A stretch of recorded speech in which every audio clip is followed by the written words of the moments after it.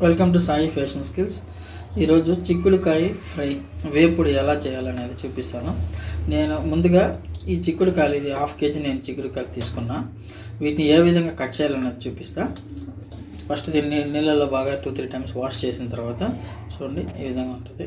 లేత చిక్కుడుకాయలు తీసుకొని ఈ మొదలు ఈ విధంగా తుంచి ఈ నార ఉంటుంది కదా, ఈ విధంగా తీసేయండి. అన్నిటికీ తీసేసి వీటిని కట్ చేయాల్సిన పని లేదండి. జస్ట్ ఇలా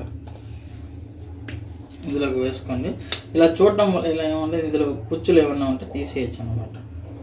ఈ విధంగా జస్ట్ ఈ విధంగా కట్ చేసి ఈ విధంగా మిగిలిన అన్నిటిని కట్ చేసి పాత్రలకు ముందుగా చెప్పిన విధంగా ఈ విధంగా చిక్కుడుకాయని కట్ చేసి చేతిలో తుంచి పెట్టుకున్నాను అన్నమాట. ఇప్పుడు దీనికి కావాల్సిన పదార్థాలు: పసుపు, సాల్ట్, ఆవాలు, ఉద్దిపప్పు, వేరుశనగ గుళ్ళు, ఎండుమిరపకాయలు, వెల్లుల్లిపాయలు, కరివేపాకు, ఆయిల్, సన్నగా ఈ విధంగా ఒక చిన్న సైజు ఎర్రగడ్డ సన్నగా ఈ విధంగా పొడిగా కట్ చేసుకున్నాం అనమాట. ఈ పోపుకి ఉద్దిపప్పు, పచ్చిశనగపప్పు కొంచెం. ఇప్పుడు తయారు చేసే విధానం చూద్దామండి. ఇప్పుడు స్టవ్ వెలిగించి అందులో ప్యాన్ పెట్టాను. స్టవ్ బాగా వేడెక్కింది. ఇందులో ఇది ముందుగా తీసుకున్న వేరుశనగ బాగా ఫ్రై చేస్తాం. లైట్గా ఫ్రై చేస్తాం. వేగనివ్వాలి. ఇది దోరగా వేగిన తర్వాత ఎండుమిరపకాయలు ఇందులోకి వేసుకుంటాం. కొద్దిసేపు ఇది ఇలా వేగనివ్వాలి. చూడండి ఈ విధంగా దోరగా వేగిన వెంటనే ముందుగా తీసుకున్న ఎండుమిరపకాయలు కొద్దిసేపు ఫ్రై చేయండి. కొంచెం ఎండుమిరపకాయలు ఇది కూడా దోరగా వేగాలి. కొద్దిసేపు తర్వాత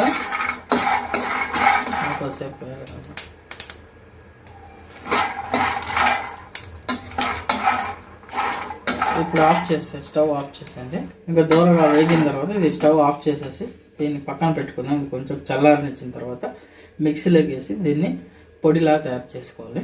ఇది పక్కన పెట్టుకుందాం స్టవ్ ఆఫ్. ఇప్పుడు ఈ ముందుగా కట్ చేసుకున్న ఈ చిక్కుడుకాయని ఒక కుక్కర్లోకి వేసి ఇందులో కొద్దిగా ఉప్పు, నేను ముందుగా చెప్పడం మర్చిపోయినా, కొద్దిగా రాళ్ళు ఉప్పు తీసుకోండి. కొద్దిగా వేసేసి ఇందులో కొంచెం వాటర్, మరీ ఎక్కువ పోయాల్సిన అవసరం లేదు. ఇలా కొద్దిగా పోసేసి దీన్ని ఒక 3 విజిల్స్ పెట్టండి. 3 విజిల్స్ వచ్చిన తర్వాత ఈ విధంగా ఈ కాయని ఒక ఫిల్టర్, ఒక పాత్రలోకి, జల్లెడ లాంటి పాత్రలోకి వేసి నీళ్ళన్నీ ఒక పాత్రలో వంపేసేయండి. ఈ వాటర్ అనేది, ఇందులో పోషకాలు చాలా ఉంటాయి కాబట్టి ఈ వాటర్ని వేస్ట్ చేయకుండా నేను రసం ఎలా తయారు చేయాలి అన్నది మీకు తర్వాత నేను ఒక వీడియోలో పోస్ట్ చేస్తాను, మీరు చూడండి. ఇప్పుడు ఫ్రై చేసుకున్న వేరుశనగ గుళ్ళు, ఎండుమిరపకాయలు 2 మిక్సీకి వేసి ఈ విధంగా పొడి చేసుకోండి. దాని తర్వాత ఈ చెప్పిన విధంగా ఈ వెల్లుల్లిపాయలు కచ్చా పచ్చగా దంచి పెట్టుకోవాలి. ఇప్పుడు స్టవ్ వెలిగించి స్టవ్ పైన ప్యాన్ పెట్టింది అనమాట. సో వేడెక్కిందో లేదో చూసుకొని, వేడెక్కింది. సో 1.5 tablespoon ఆయిల్ ఇలా వేస్తే చాలు. సో ఆయిల్ పెనం బాగా వేడెక్కింది కాబట్టి ఆయిల్ కూడా ఒకటి వేడెక్కింది. సో ఇందులోకి తాలింపు ఆవాలు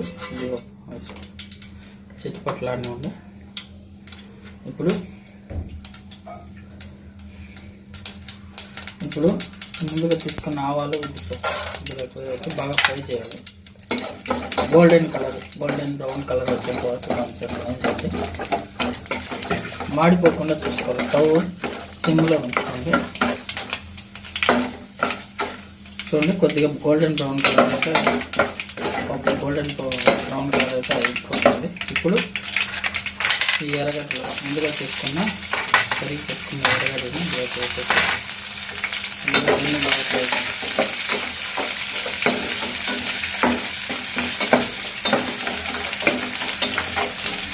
స్టవ్ సిమ్లో పెట్టుకోవాలి. అంటే ఈ పప్పు మాడిపోతుంది.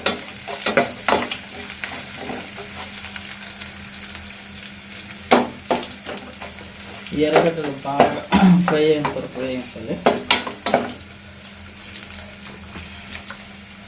ఇప్పుడు ఇందులోనే కరివేపాకు వేస్తాం.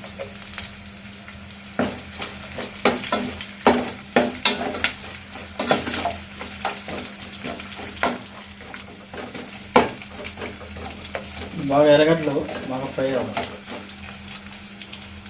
కొంచెం మంట పెంచుతారు.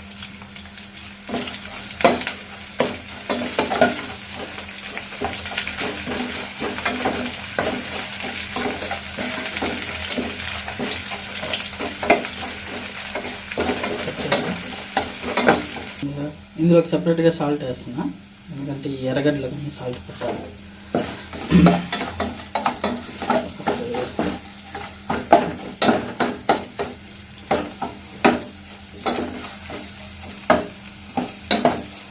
ఎర్రగడ్డలు అనేది బాగా వేగిందనమాట. ఇప్పుడు ఇందులోకి ఈ నీళ్ళన్నీ వంపేసి పెట్టుకున్న చిక్కుడుకాయ ఇందులో వేస్తాను.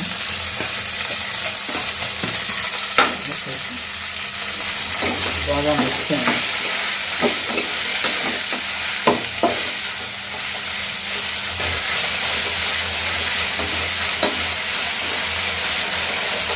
ఇలా ఒక 1 minute ఇలాగా ఇందులో వేడిపోయినాక ఇప్పుడు ఈ తెల్లగడ్డలు పచ్చగా దొరుకుతున్న తెల్లగడ్డలు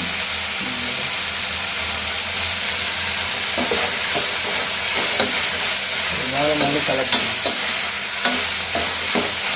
ఇంకా 1/2 minute కలిపిన తర్వాత చిటికెడు పసుపు యాడ్ చేస్తాను.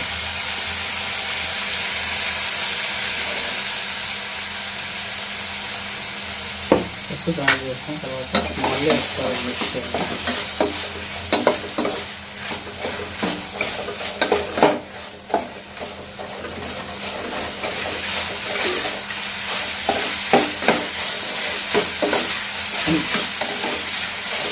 యాడ్ చేస్తున్నాను.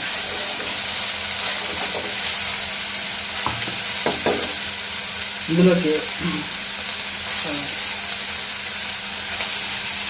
ఇందులో ఉప్పు కరెక్ట్గా ఉందా అనేది ఇప్పుడు చూసుకోండి ఒకసారి.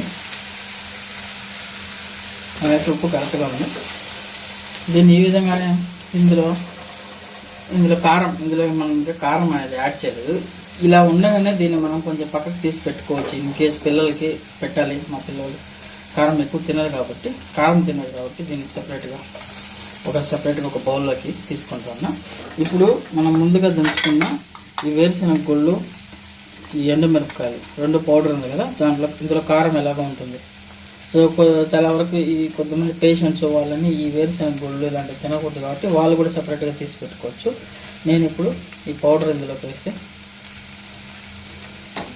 మిక్స్ చేస్తున్నాను. సరే,